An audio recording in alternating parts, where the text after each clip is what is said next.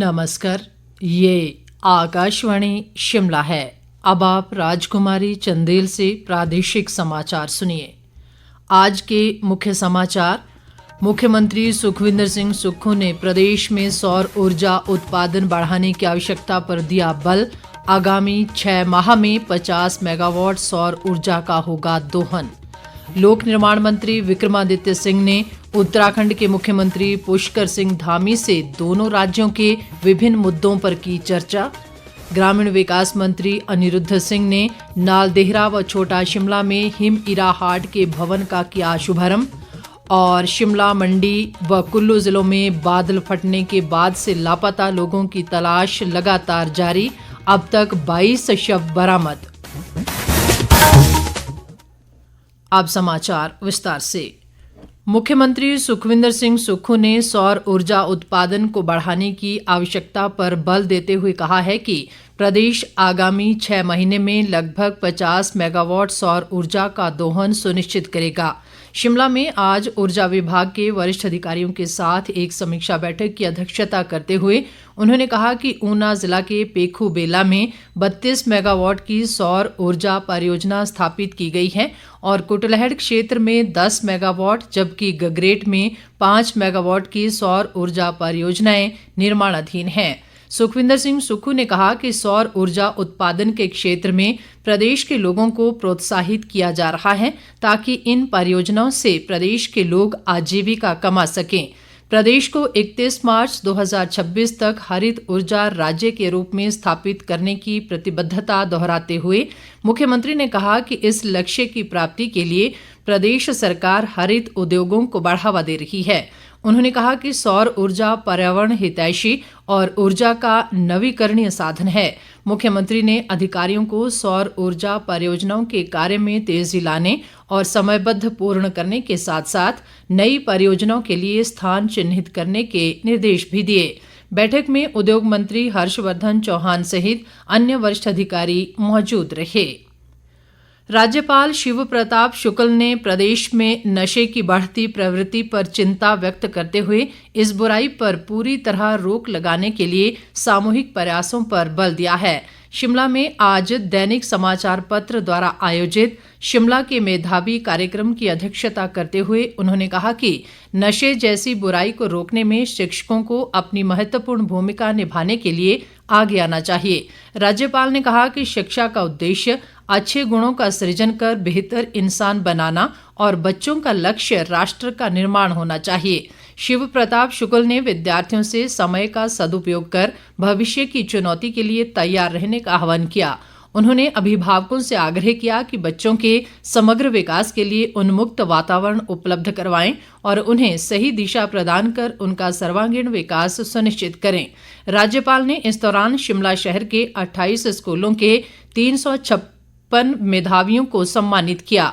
इस अवसर पर शिक्षा मंत्री रोहित ठाकुर ने कहा कि वर्तमान प्रदेश सरकार बच्चों को गुणवत्तापूर्ण शिक्षा प्रदान करने के लिए कृत संकल्प है और शैक्षणिक अधोसंरचना के सुदृढ़ीकरण पर भी विशेष बल दे रही है। राजस्व व जनजातीय विकास मंत्री जगत सिंह नेगी ने नाथपा झाकड़ी विद्युत परियोजना से प्रभावित भूमिहीन लोगों को 1 माह के भीतर 5 बीघा तक भूमि का मालिकाना हक प्रदान करने के परियोजना अधिकारियों को निर्देश दिए हैं। वे आज झाकड़ी में नाथपा झाकड़ी व बसपा जल विद्युत परियोजना पुनर्वास व पुनर्स्थापन सलाहकार समिति की राज्य स्तरीय बैठक की अध्यक्षता कर रहे थे। बैठक में जानकारी दी गई कि झाकड़ी परियोजना क्षेत्र में 480 परिवार प्रभावित हुए हैं और इनमें से 141 भूमिहीन व 67 परिवार आवासहीन घोषित किए गए हैं। बैठक में 7वें राज्य वित्त आयोग के अध्यक्ष व रामपुर के विधायक नंदलाल भी मौजूद रहे। लोक निर्माण मंत्री विक्रमादित्य सिंह ने आज देहरादून में उत्तराखंड के मुख्यमंत्री पुष्कर सिंह धामी से भेंट कर दोनों राज्यों के विभिन्न मुद्दों पर चर्चा की। उन्होंने पुष्कर सिंह धामी को पांवटा साहिब के यमुना पुल की मुरम्मत और पुनर्वास के दौरान बेयरिंग को बदलने के लिए यातायात परिवर्तित करने का सुझाव दिया। विक्रमादित्य सिंह ने कहा कि हिमाचल और उत्तराखंड को जोड़ने के लिए यमुना पुल की बेहद महत्वपूर्ण भूमिका है। उन्होंने कहा कि पुल के मरम्मत कार्य के दौरान यातायात को परिवर्तित करने की व्यापक योजना बहुत जरूरी है ताकि यात्रियों को किसी प्रकार की असुविधा न हो और जरूरी वस्तुओं की आपूर्ति भी सुचारू रूप से बनी रहे। लोक निर्माण मंत्री ने कहा कि यातायात परिवर्तित करने की योजना को अतिशीघ्र शुरू करना बेहद जरूरी है, जिसके लिए दोनों राज्यों में समन्वय की आवश्यकता है। विक्रमादित्य सिंह ने पुष्कर सिंह धामी से नेटवाड़ और पुजारली सड़क के निर्माण कार्य में तेजी लाने का भी आग्रह किया। विक्रमादित्य सिंह ने दोनों राज्यों की सीमा साझा करने वाले और सामरिक महत्व के प्रदेश में निर्माणाधीन राष्ट्रीय राजमार्गों के बारे में भी पुष्कर सिंह धामी से बातचीत की। ग्रामीण विकास व पंचायती राज मंत्री अनिरुद्ध सिंह ने आज कसुम्पटी विधानसभा क्षेत्र के नालदेहरा में 40 लाख रुपए की लागत से निर्मित हिम इरा हाट के भवन का शुभारंभ किया। इस अवसर पर उन्होंने कहा कि हिम इरा हाट के माध्यम से स्वयं सहायता समूहों की महिलाओं द्वारा बनाए गए स्थानीय व्यंजनों और जैविक खाद से तैयार उत्पादों को बेचने के लिए एक प्लेटफॉर्म मिलता है। अनिरुद्ध सिंह ने कहा कि हाट में प्रदेश भर से उत्पाद बेचने के लिए रखे जाएंगे जो पूरी तरह से जैविक होंगे। उन्होंने कहा कि मशोबरा खंड की स्वयं सहायता समूह फेडरेशन को इस हाट चलाने का जिम्मा दिया गया है। बाद में ग्रामीण विकास मंत्री ने छोटा शिमला में भी हिम इरा हाट व प्रीमियम स्टोर का शुभारंभ किया।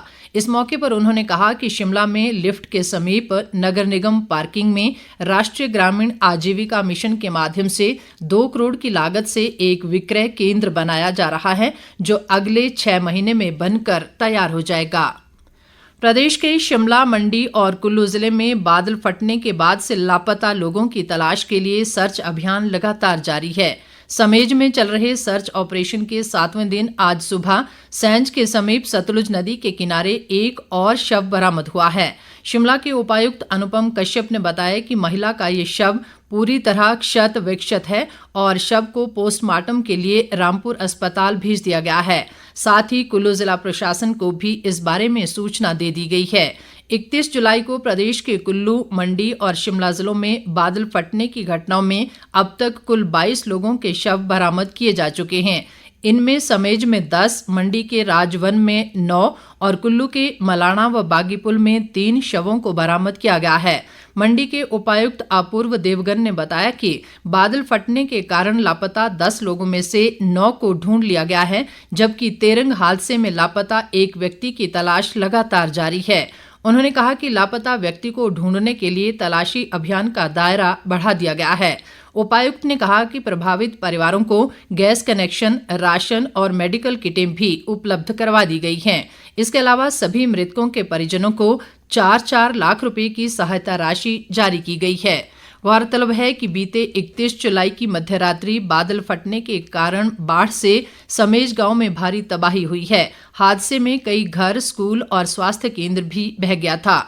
मुख्यमंत्री सुखविंदर सिंह सुक्खू ने प्रभावित परिवारों को 50-50 हजार रुपए की राहत राशि और किराए पर मकान के लिए 5-5 हजार रुपए प्रतिमाह देने की घोषणा की है। केंद्रीय सामाजिक न्याय व अधिकारिता राज्य मंत्री BL वर्मा ने कहा है कि हिमाचल प्रदेश में 6 नशा मुक्ति और पुनर्वास केंद्र संचालित हैं।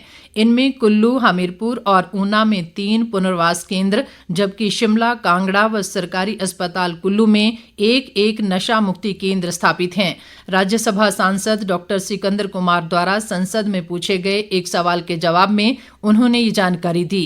केंद्रीय राज्य मंत्री ने बताया कि देश में नशीले पदार्थों पर रोक लगाने के उद्देश्य से एक नोडल मंत्रालय बनाया गया है, जो नशे से निपटने के लिए हिमाचल प्रदेश सहित अन्य राज्यों में नशीली दवाओं की मांग में कमी लाने के लिए राष्ट्रीय कार्य योजना तैयार कर उसे लागू कर रहा है। उन्होंने कहा कि नशे की रोकथाम के लिए देश भर में नशा मुक्त भारत अभियान शुरू किया गया, जिसे हिमाचल के सभी जिलों में भी लागू किया जा रहा है।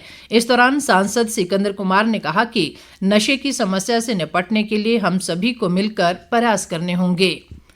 पूर्व मुख्यमंत्री व नेता प्रतिपक्ष जयराम ठाकुर ने कहा है कि प्रदेश सरकार को युवाओं के भविष्य देखते हुए जल्द भर्ती परीक्षाओं के परिणाम जारी करने चाहिए। उन्होंने कहा कि कांग्रेस सरकार केवल बयानबाजी से ही काम चलाना चाहती है और 1.5 साल से युवा सड़कों पर इंतजार कर रहे हैं। जयराम ठाकुर ने कहा कि आश्वासनों से थक कर युवा कर्मचारी चयन आयोग के दफ्तर के बाहर क्रमिक अनशन पर बैठे हैं और अब कोरी बयानबाजी करने के बजाय सरकार को परिणाम जारी करने चाहिए। अंत में मुख्य समाचार एक बार फिर।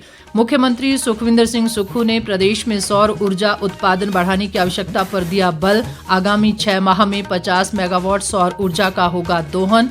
लोक निर्माण मंत्री विक्रमादित्य सिंह ने उत्तराखंड के मुख्यमंत्री पुष्कर सिंह धामी से दोनों राज्यों के विभिन्न मुद्दों पर की चर्चा। ग्रामीण विकास मंत्री अनिरुद्ध सिंह ने नालदेहरा व छोटा शिमला में हिम इरा हाट के भवन का किया शुभारंभ। और शिमला, मंडी व कुल्लू जिलों में बादल फटने के बाद से लापता लोगों की तलाश लगातार जारी। अब तक 22 शव बरामद। इसके साथ ही ये समाचार बुलेटिन समाप्त हुआ। नमस्कार।